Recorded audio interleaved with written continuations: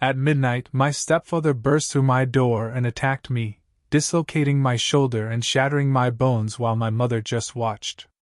I screamed for help before collapsing, and what happened next left even the police in utter shock. Can you imagine looking into your mother's eyes, begging for help as a monster attacks you, and watching her do nothing? Not a single thing. That was my 25th birthday. That was the night my stepfather, a man who terrorized our family for over a decade, shattered my life and, in doing so, finally broke my mother free. Before that horrifying night transformed everything, life was simple. My childhood was peaceful, almost idyllic, until I turned 8. That's when my biological father died from aggressive lung cancer, leaving just my mom, Diane, and me. For 4 years, it was us against the world. Mom worked 2 jobs, constantly exhausted, but she always made time for me. Friday movie nights, baking cookies on weekends, she never missed a school event. Those years were tough, but our bond? It grew stronger, forged in shared hardship. Then, everything changed. I was 12. Mom met Frank at the bank where she just started as a teller. He was the branch manager, seemingly respectable, stable, exactly what my mom, a single mother, might have been desperate for. I still remember the first time she brought him home. He arrived with flowers for Mom and for me, a book about astronomy because Mom had told him I loved stars. Frank was charming, attentive, genuinely interested. I was hesitant, still missing my dad, but Frank was patient. He took things slow, always including me in their outings to the zoo or museum. 6 months later, he proposed. They married when I was 13. It was a small, elegant wedding, just like Mom wanted. Frank had money, much more than we were used to, and he moved us into his spacious colonial house. I had my own room, a new computer, a bookshelf. For those first few months, everything felt perfect. But the changes, they were subtle at first. Frank insisted on managing all the finances. He convinced Mom to close her personal bank account, merge everything with his. He had logical explanations, of course. More efficient, save on fees, we're a family now. Mom, perhaps too easily, agreed. She was so desperate to believe she'd found security again. Then, the opinions started. About Mom's friends. Karen was too gossipy. Susan was a bad influence, with her divorce talk. Jennifer spent too frivolously. One by one, Mom's social circle shrank. She stopped reaching out, just to avoid Frank's disapproving comments. Phone calls became less frequent, visits almost non-existent. I watched my mom change. The woman who once sang while cooking now moved silently around the kitchen. She checked with Frank before making any purchases, even small ones. Her vibrant wardrobe gave way to conservative clothes Frank deemed appropriate. And the bright red lipstick she'd always loved? She stopped wearing it. The first time I saw his anger, I was 14. Mom had bought a dress without consulting him. It wasn't expensive, just a simple sundress for a staff picnic. But Frank exploded. He didn't hit her that time, no. But he threw his dinner plate against the wall. It shattered, spaghetti sauce dripping down our cream-colored wallpaper like blood. He called her irresponsible, financially reckless, ungrateful.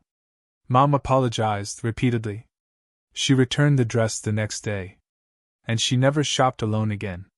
By high school, I developed strategies to minimize contact. I joined every after-school club, studied at the library, spent weekends at friends' houses. When I was home, I stayed in my room, door closed, emerging only when absolutely necessary.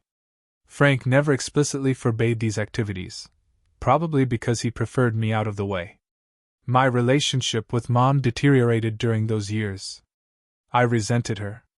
Resented her for changing, for choosing Frank over our once close bond. When I tried to talk to her about his controlling behavior, she dismissed my concerns. "You don't understand adult relationships," she'd say. "Frank takes care of us. We're lucky to have him." Eventually, I stopped trying. We lived in the same house but existed in separate worlds. Junior year, I walked in on Mom covering a bruise on her cheek with makeup. She claimed she'd walked into a door in the dark, but her eyes wouldn't meet mine in the mirror. That was the moment I knew, with absolute certainty, that Frank had progressed from emotional to physical abuse. I begged her to leave. She refused, insisting it was just a one-time mistake, that Frank had been stressed. I knew better. But at 16, I felt utterly powerless to help someone who wouldn't help herself. The next 2 years were a careful dance of avoidance and planning. I maintained perfect grades, knowing education was my ticket out. I researched colleges far from home, applied for every scholarship, worked part-time at a local bookstore to save money. Frank seemed pleased with my academic success, viewing it as a reflection of his good parenting, and mostly left me alone. When my acceptance letter from Boston University arrived, with a substantial scholarship, I felt like I could finally breathe. Frank was surprisingly supportive, again, probably because my achievements reflected well on him, and perhaps because he was eager to have me out of the house. Mom seemed torn between pride and fear. The night before I left, she came to my room after Frank was asleep. "I'm proud of you," she whispered, sitting on the edge of my bed like she used to when I was little. "You're going to do amazing things." There was something in her voice, a mix of sadness and longing, that just broke my heart. "Come with me," I said impulsively. "We could get an apartment together. You could find a job in Boston." She shook her head, that familiar resignation settling over her features. "This is my life now, Louise. But it doesn't have to be yours. Promise me you'll build a good life, no matter what." The next morning, Frank drove us to Boston in tense silence. He played the role of devoted stepfather perfectly in front of my roommate and her parents, helping carry boxes. When it was time to leave, Mom hugged me tightly, whispering, "I love you." Frank gave me an awkward pat on the shoulder and a check for emergencies. I never cashed it. My first semester at college was like emerging from a dark cave into sunlight. I made friends who knew nothing about my home life, joined study groups, even tried out for the debate team. My roommate Zoe introduced me to her eclectic group of friends. For the first time in years, I felt normal, unburdened by the constant tension of living with Frank. I declared psychology as my major during sophomore year, driven by a desperate need to understand. Why did Mom stay? Why did Frank need to control and hurt others? Could I have done something differently? My professors noticed my intensity. Professor Sarah Levine, a specialist in trauma and domestic violence, became my mentor and eventually a friend. During office hours one day, I finally opened up about my home situation. Instead of pity, she offered understanding and practical advice. She recommended books, connected me with support groups for adult children of abusive households, and encouraged me to consider therapy. "The patterns we grow up with shape us," she explained. "But they don't have to define us. Understanding them is the first step to breaking free." Communication with Mom became increasingly difficult. Our calls were brief, superficial, always when Frank was at work. She never shared anything meaningful, deflecting my questions with vague reassurances that everything was fine. I came home for holidays freshman year, but the atmosphere was so stifling I found excuses to stay at school for most breaks after that. Mom would visit me occasionally, always alone, always looking over her shoulder as if Frank might materialize behind her. To support myself, I worked at the university library 20 hours a week. The quiet, organized environment was soothing, and my supervisor was flexible. I was determined to be financially independent, refusing any money connected to Frank. I lived frugally, shopped at thrift stores, learned to cook cheap, healthy meals in the dorm kitchen. Junior year, I met Eric in my abnormal psychology class. He was studying to become a clinical social worker, passionate about helping at-risk youth. Unlike the few guys I dated casually before, Eric was patient and perceptive. He noticed when certain topics made me uncomfortable and never pushed. Gradually, I told him about my family, testing his reactions with small revelations before trusting him with the full story. "Your mom needs help," he said after hearing it all. "But so do you. Having a parent in an abusive relationship affects you, too, even from a distance. With Eric's encouragement, I started seeing a therapist through the University Counseling Center. Dr. Melissa helped me work through my complicated feelings of love, anger, and guilt regarding my mother, and my fear and resentment of Frank. Slowly, I began to understand that I couldn't save Mom if she wasn't ready to leave, but I could build my own healthy life. I graduated summa cum laude, with Professor Levine writing glowing recommendations for graduate programs. Mom attended my graduation ceremony, sitting alone in the audience, Frank claiming a work emergency. She looked older than her 47 years, her once vibrant brown hair now streaked with gray, her posture slightly stooped as if perpetually bracing for impact. We went to dinner afterward, just the two of us, at a small Italian restaurant. "I always knew you'd do something special," she said, smiling genuinely. "Your father would have been so proud." I took her hand across the table. "I'm staying in Boston. I found an apartment and a job at a community mental health center. You could visit any time. Stay as long as you want." She squeezed my hand, then withdrew it to fiddle with her napkin. "I'll try. Things are just busy with Frank's work schedule and the house." Her voice trailed off, and I knew she was afraid to make promises she couldn't keep. We parted with tight hugs and tentative plans for her to visit that summer. As I watched her taxi drive away, I wondered if I would ever have my real mother back. After graduation, I settled into my one-bedroom apartment in a converted brownstone in Somerville, a short subway ride from downtown Boston. The rent stretched my budget thin, but having my own secure space was worth every penny.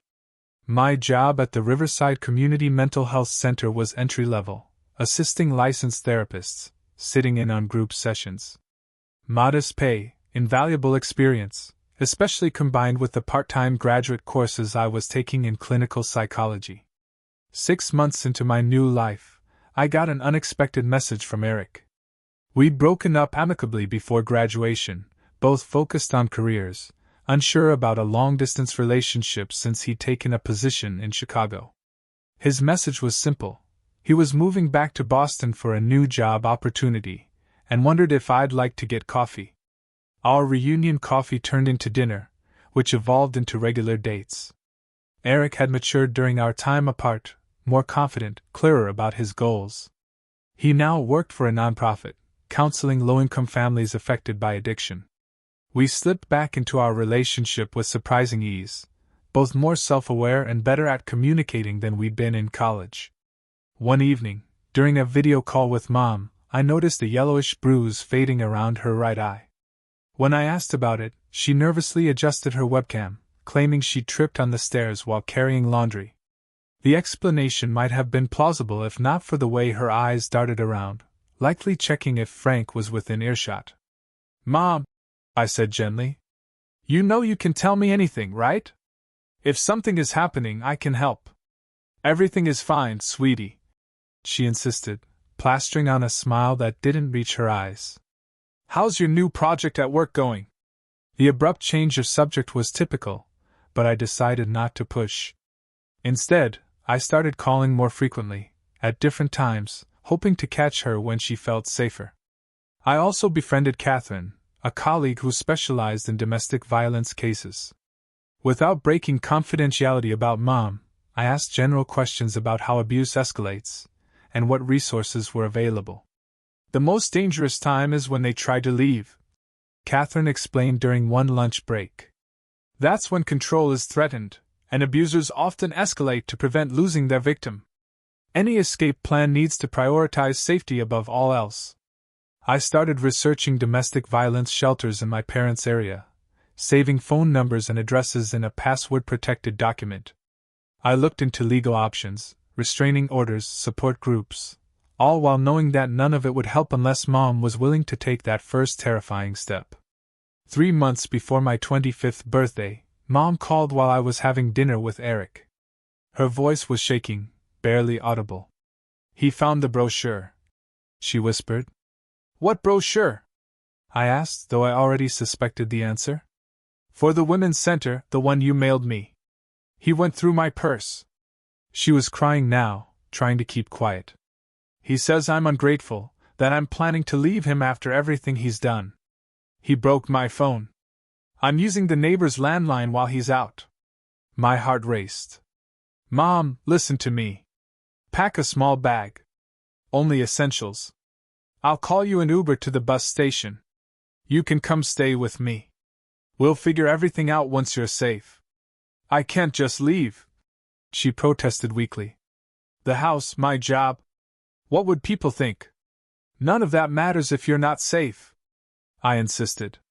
Please, Mom, I'm afraid of what he might do. There was a long pause. Maybe you're right, she finally said. Let me think about it. I'll call you back tomorrow when he's at work. Eric, who had been listening to my side of the conversation, looked concerned. Do you think she's in immediate danger? Should we call the local police for a welfare check? I don't know, I admitted. Frank's careful. He's never done anything that would get him arrested. If we call the police and nothing happens, it might just make things worse for her. We stayed up late discussing options, with Eric helping me refine a safety plan for Mom. I barely slept, waiting for her call the next day. When it finally came, my heart sank at her first words. Everything is fine now, she said, her voice unnaturally bright. Frank and I had a good talk. He explained that he was just worried about me being influenced by negative people. We're going to start marriage counseling. I could hear the lie in every syllable. I could picture Frank standing next to her, monitoring every word. Mom, are you sure? You know you can tell me if. Absolutely sure, she interrupted. Oh, Frank wants to say hello. Before I could protest, his voice came through the speaker, smooth and controlled as always. Louise, how nice to hear you've been keeping in touch with your mother. I hope you're not filling her head with nonsense about our relationship. I just want her to be safe and happy, I replied carefully. She is both those things with me, he said, a subtle threat underlying his pleasant tone. Perhaps you should focus on your own life instead of trying to interfere in ours. Family is sacred, Louise, remember that. The call ended abruptly. Frantic with worry, I contacted the local police department and explained the situation.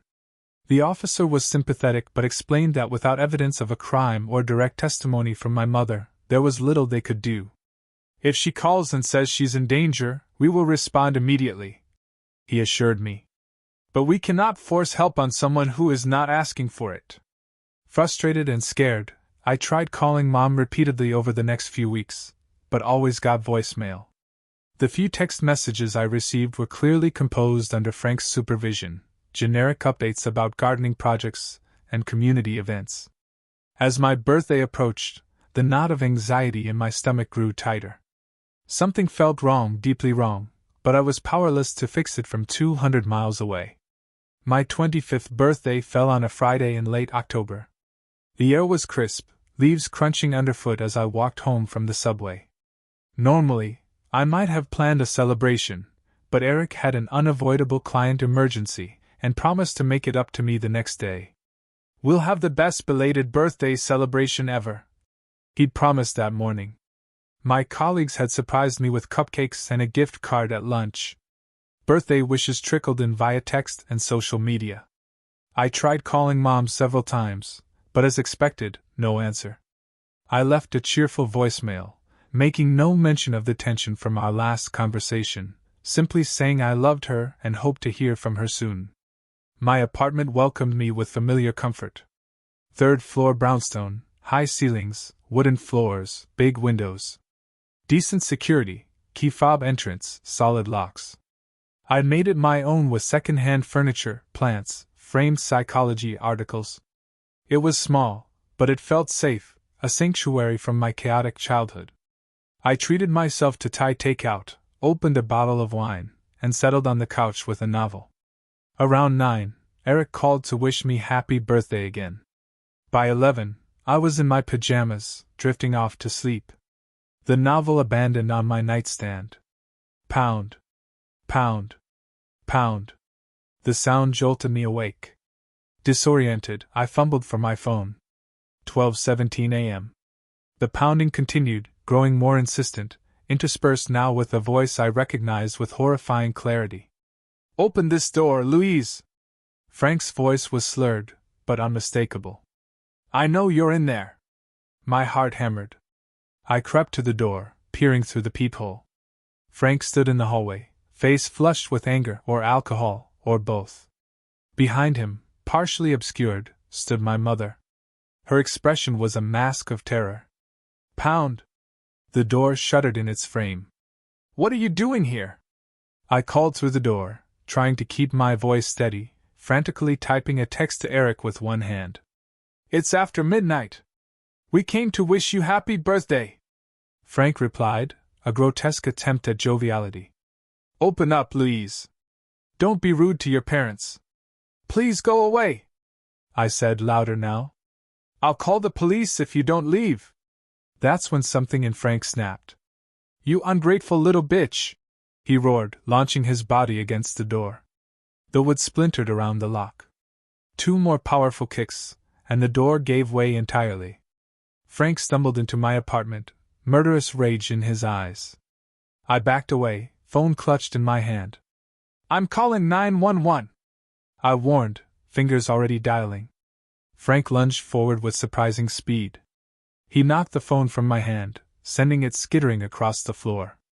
Before I could react, his fingers tangled in my hair, yanking me forward so violently that pain exploded across my scalp. His other hand formed a fist that connected with my cheekbone, sending stars across my vision. "Frank, stop!" My mother's voice, thin and terrified, came from the doorway. "Please, you're hurting her." He ignored her. Dragging me by the hair across the living room, he slammed me into the wall. My head cracked against the plaster, dazing me momentarily. I tried to fight back, clawing at his face, kicking at his shins, but Frank outweighed me by at least 100 pounds. "Mom, help me!" I screamed, making eye contact with her over Frank's shoulder. She stood frozen in the doorway, hands covering her mouth, eyes wide with horror. But her body was immobile. "Please, Mom!" Frank spun me around, grabbed my right arm, and twisted it behind my back, pushing upward with savage force. There was a sickening pop. My shoulder dislocated. The pain was so intense that my vision tunneled to pinpricks of light in a sea of darkness. I screamed, the sound primal and agonized. "This is what happens when you try to destroy a family!" Frank hissed in my ear, his breath hot and reeking of whiskey. "This is what you deserve!" He slammed me against the wall again, my already injured shoulder taking the brunt of the impact. The pain was blinding, nauseating. I felt something crack in my rib cage as he punched me again, this time in the side. Another blow caught my temple, sending me sprawling to the floor. Through my swelling eyes I saw my phone, just inches from my outstretched left hand. With the last of my strength, I lunged for it. My fingers found the emergency SOS button I'd programmed. 3 quick presses. My location was sent to emergency services. Frank's foot connected with my ribs again, and I curled into a protective ball, tasting blood, feeling consciousness slipping away. The last thing I remember before darkness claimed me was my mother's face, tears streaming down her cheeks, her mouth forming words I could no longer hear. In the distance, sirens wailed, growing louder, then fading as I slipped into unconsciousness. The steady beeping of a heart monitor pulled me from darkness. My eyelids felt impossibly heavy, but I managed to open them to a blur of white ceiling and fluorescent lights. Pain radiated from seemingly everywhere, particularly my right shoulder and rib cage. A warm pressure on my left hand drew my attention.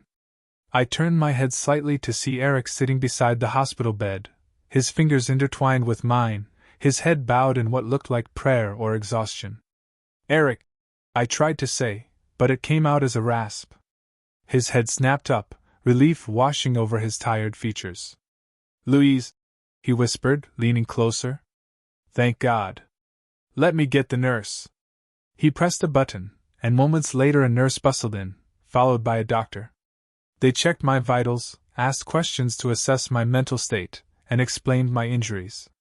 "You have a dislocated right shoulder which we reduced while you were unconscious," the doctor explained. 2 fractured ribs on your right side, facial contusions, and a mild concussion. You were lucky the police arrived when they did. Do you remember what happened?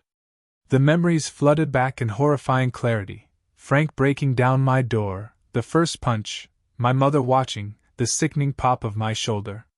I nodded slowly, wincing at the pain the movement caused. Frank. I managed. My stepfather, he attacked me. My mother was there, too. Are they? Your stepfather is in custody, Eric said, his voice tight with controlled anger. The police arrested him at the scene. Your mother is in the waiting room. She's been here all night, but was afraid to come in. A police officer arrived shortly after, a woman with kind eyes and a notebook. She introduced herself as Officer Rivera and explained she needed my statement, while events were still fresh in my mind. With Eric holding my hand for support, I recounted everything, from the midnight pounding on my door to losing consciousness as sirens approached. We have your stepfather in custody on charges of breaking and entering, assault and battery. Officer Rivera confirmed. Your emergency call recorded parts of the attack, and the evidence of forced entry is clear. Your injuries and the medical report will support the case. The question now is whether you want to press charges. Yes, I said without hesitation. I want him prosecuted to the fullest extent possible. Officer Rivera nodded. Good. Too often in domestic cases, victims are afraid to go forward. There will be paperwork to sign when you're feeling better. We'll also need to talk about a restraining order. After she left, Eric filled in the gaps. He'd received my partial text and called the police himself when I didn't answer his frantic callbacks. He arrived at my apartment shortly after the ambulance, finding the door smashed in and blood on the living room wall. The police had Frank handcuffed in a patrol car and were trying to calm my hysterical mother. She's been a mess, Eric said gently, alternating between crying and completely shutting down. She gave a statement to the police that confirms everything you said. I think she's in shock. I was still processing this when a soft knock came at the door. My mother stood there, looking smaller than I remembered, her face pale and drawn, dark circles beneath puffy eyes. Can I come in?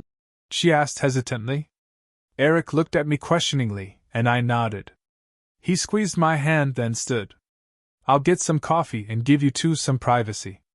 As the door closed behind him, Mom approached the bed slowly, as if afraid I might send her away. When she saw my face up close, the bruises now turning purple, she covered her mouth with her hand, fresh tears spilling down her cheeks. I'm so sorry, she whispered, her voice breaking. Louise, I'm so sorry. Part of me wanted to turn away, to reject her apology as too little, too late. But the larger part saw what I had missed during our video calls, the haunted look in her eyes, the slight tremor in her hands, the way she flinched at sudden movements. Classic signs of trauma that I'd been trained to recognize in others but had somehow overlooked in my own mother. Sit down, Mom, I said, gesturing to the chair Eric had vacated. She perched on the edge, hands twisting nervously in her lap. I never thought he would hurt you, she said. He threatened to so many times, but I thought it was just talk. I thought if I stayed with him, if I did everything he wanted, he would leave you alone. How long has he been hurting you? I asked, though I already knew the answer. Since about a year after we married, she admitted. It started with pushing, grabbing too hard, then slaps that he would apologize for immediately, promise never to do again. By the time it got really bad, I was trapped. He controlled all our money, isolated me from friends, convinced me I was worthless and lucky to have him. She took a shuddering breath. He threatened to kill you if I ever left him. Said he would find you no matter where you went. I believed him, Louise. I stayed to protect you. But in the end, I failed anyway. The twisted logic of abuse victims. Something I had studied, but never fully understood until that moment. My mother had endured years of torment, believing it was the only way to keep me safe, while I had resented her for not leaving. What made him come after me now? I asked. Your birthday card, she replied. You sent a card with a note saying your door was always open for me. Frank found it, went into a rage. He had been drinking all evening, getting angrier and angrier. He kept saying you were trying to steal me away, destroy our marriage. He forced me into the car, said he was going to teach you a lesson. She broke down completely then, sobbing into her hands. I should have stopped him. I should have done something. When he started hitting you, I froze. I've never hated myself more than in that moment. A nurse came in to check my pain levels and administer medication. By the time she left, my mother had composed herself somewhat, though her eyes remained red-rimmed and haunted. The police want to know if I'm pressing charges. I told her. I am. He belongs in prison, Mom. She nodded slowly. I know. I already told them I'll testify against him. I'm done being afraid, Louise. It took seeing him hurt you to finally understand there's no protecting anyone by staying silent. My colleague Catherine arrived that afternoon, having heard about the assault from Eric. She brought resources for both Mom and me, information about victim services, therapy options, support groups. More importantly, she connected us with Jessica, a lawyer who specialized in domestic violence cases. Jessica visited me in the hospital the following day, explaining the legal process ahead. Frank has been denied bail due to the severity of the attack and the flight risk. She informed us. The prosecutor is charging him with multiple felonies. With your testimony and your mother's, plus the physical evidence, we have a strong case. Mom stayed in a hotel near the hospital, visiting daily as I recovered. We talked more openly than we had in years. Painful conversations about the past, tentative ones about the future. She agreed to see a therapist specializing in domestic abuse, the first step in a long healing process for both of us. After 5 days, I was discharged, my arm in a sling, prescriptions for pain management, and follow-up appointments. Eric insisted I stay at his apartment until mine was repaired and secured with better locks. Mom came too, taking Eric's spare room while I took his bed, and he slept on the couch despite my protests.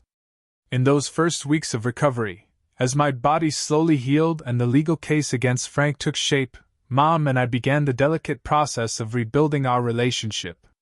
There were moments of tension, of unspoken resentment bubbling to the surface, but also moments of unexpected connection. We were two survivors now, bound by shared trauma, but also by the possibility of freedom from Frank's shadow. 3 months after the attack, I stood outside the Suffolk County Courthouse, my hand gripping Eric's tightly. My shoulder had healed enough that I no longer needed the sling, though certain movements still caused pain. The physical therapist said I might always have some limitation in that joint, a permanent reminder of that night. The courthouse was imposing, with its granite columns and broad steps, designed to intimidate with its grandeur. Inside, the polished marble floors echoed with hurried footsteps, whispered conversations, and the occasional commanding voice. The air smelled of furniture polish and anxiety. Jessica met us in the lobby, professional in a navy suit, her briefcase bulging. "Are you ready?" she asked, her eyes evaluating my emotional state. I nodded, adjusting the collar of my own suit, chosen carefully to project strength and credibility. "As ready as I'll ever be." Mom joined us moments later, having arrived separately from the domestic violence shelter where she had been staying. The weeks of safety and support had begun to transform her. She stood straighter, made eye contact more consistently, spoke with greater confidence. The shelter had connected her with job counseling and helped her start the divorce process. "Frank is already inside with his attorney," Jessica informed us. "Remember what we practiced. Answer questions directly. Don't let them provoke emotional responses. We have the facts and evidence on our side." The courtroom fell silent as we entered, all eyes turning to assess us. Frank sat at the defense table, impeccably dressed in an expensive suit, his silver hair perfectly styled. He looked more like a CEO than a man accused of violent assault. Beside him sat his lawyer, Thomas Wilson, known for representing wealthy clients and securing favorable outcomes through aggressive tactics. Frank's eyes met mine briefly, a flash of contempt crossing his features before he composed himself. I refused to look away, holding his gaze until he turned to whisper something to his attorney. That small victory steadied me as we took our seats behind the prosecution table. The proceedings began with opening statements. The prosecutor, Maria Delgado, outlined the case clearly and forcefully, detailing the break-in, the assault, and my injuries. She highlighted Frank's history of controlling behavior and the premeditated nature of the attack. Wilson's opening painted a vastly different picture. Frank, a concerned stepfather worried about my influence on my mother, who had gone to have a conversation that escalated when I allegedly became hysterical and attacked him, forcing him to defend himself. The fabrication was so outrageous, I had to grip the bench to keep from objecting. "They'll try to twist everything," Jessica whispered. "Let the evidence speak for itself." When called to testify, I walked to the witness stand with deliberate calm, swore to tell the truth, and faced the courtroom. For nearly 2 hours, I answered the prosecutor's questions, describing my childhood after Frank entered our lives, the escalating control, the isolation of my mother, and finally, in excruciating detail, the events of that October night. "And at any point," Delgado asked, "did you attack or threaten Mr. Sullivan prior to him breaking down your door?" "No," I stated firmly. "I never even opened the door. I asked him to leave and said I would call the police if he did not." Wilson's cross-examination was exactly as Jessica had prepared me for, aggressive, manipulative, designed to provoke emotional responses that might make me appear unstable. "Is it not true, Miss Moore, that you have been trying to separate your mother from your stepfather for years?" he demanded. "I have been trying to help my mother escape an abusive relationship," I corrected calmly. "And you sent materials about leaving one's spouse to your mother's home, knowing they would likely be discovered by Mr. Sullivan?" "I sent information about domestic violence resources because I feared for her safety." He attempted to paint me as vindictive, resentful of Frank's authority, determined to destroy their marriage out of jealousy. With each question, I took a breath before answering, sticking to facts, refusing to be baited into anger. My mother's testimony the following day was both heartbreaking and powerful. Her voice shook initially as she described 12 years of escalating abuse, but grew stronger as she detailed Frank's threats, the financial control, the isolation, and finally, the night he forced her into the car to confront me. "He said he was going to teach Lise a lesson for trying to turn me against him," she testified. "I was terrified he would hurt her, but too afraid to defy him. When he started hitting her, I froze. It was like watching a nightmare I couldn't wake up from." Wilson's attempt to discredit her by suggesting she was mentally unstable or seeking financial gain through divorce backfired when Mom calmly described how Frank had ensured she had no access to money, no credit in her name, no way to support herself independently. The medical evidence was presented next, photographs of my injuries, the doctor's report detailing the dislocated shoulder, fractured ribs, concussion, and facial contusions. The emergency room physician testified about the significant force required to cause such injuries. The jury visibly reacted to the images, several members looking at Frank with undisguised disgust. Officer Rivera and her partner described the scene they found at my apartment: the broken door, blood on the wall, my unconscious form on the floor, Frank still raging as they restrained him. The partial recording from my emergency call was played in court. My screams and Frank's threats filling the silent room. Throughout the week-long trial, I endured Frank's cold stare each day, refusing to be intimidated. Eric sat beside me constantly, his presence a steady anchor. My colleagues from the mental health center came to show support, as did Professor Levine, who had driven up from Boston University. On the final day, during closing arguments, I requested permission to address the court directly. The judge, after conferring with both attorneys, allowed it. Standing before the jury, I spoke from the heart. What happened to me that night was not an isolated incident of rage, but the culmination of years of control and abuse. My stepfather did not just attack me physically. He spent years systematically destroying my mother's sense of self, isolating her from support, convincing her that his abuse was love and protection. Domestic violence thrives in silence and shame. Today, by speaking the truth, my mother and I refuse to be silenced any longer. The jury deliberated for just 2 hours before returning with their verdict. As the forewoman stood, the courtroom fell completely silent. On the charge of breaking and entering, we find the defendant guilty. On the charge of assault and battery with intent to cause grievous bodily harm, we find the defendant guilty. Relief washed over me, so intense I nearly collapsed. Mom gripped my hand, tears streaming down her face. Frank's composed facade finally cracked, his face contorting with rage as the bailiffs approached to take him into custody. At the sentencing hearing 2 weeks later, the judge showed no leniency. "Mr. Sullivan, you have used your position of trust to terrorize your family for years. This court sentences you to 15 years in state prison." As they led Frank away, I felt a weight lift that I had carried for so long. I had forgotten what it was like to stand straight. For the first time since I was 12 years old, I could breathe freely without fear of the man who had cast such a long shadow over our lives. 2 years after the trial, on a bright spring morning, I stood before a small audience in the community room of the Boston Women's Shelter. My hair had grown out since I'd cut it short after the attack, now falling in soft waves past my shoulders. The physical scars had faded, though my right shoulder still ached in cold weather and would never regain its full range of motion. "My name is Louise Moore," I began, "and today I want to talk about the journey from victim to narrative about resilience, compassion, and the transformative power of breaking silence. If you've been touched by this story in any way, please share it with someone who might need to hear it. And leave a comment below about your own experiences with overcoming adversity, or resources that have helped you through difficult times. Have you ever felt so utterly powerless, only to find strength you didn't know you had? Tell me what you think. I really want to know. Remember that subscribing and liking helps these stories reach others who may feel alone in their struggles. Thank you for listening, and remember, no matter what you have endured, healing is always possible, and you are never truly alone.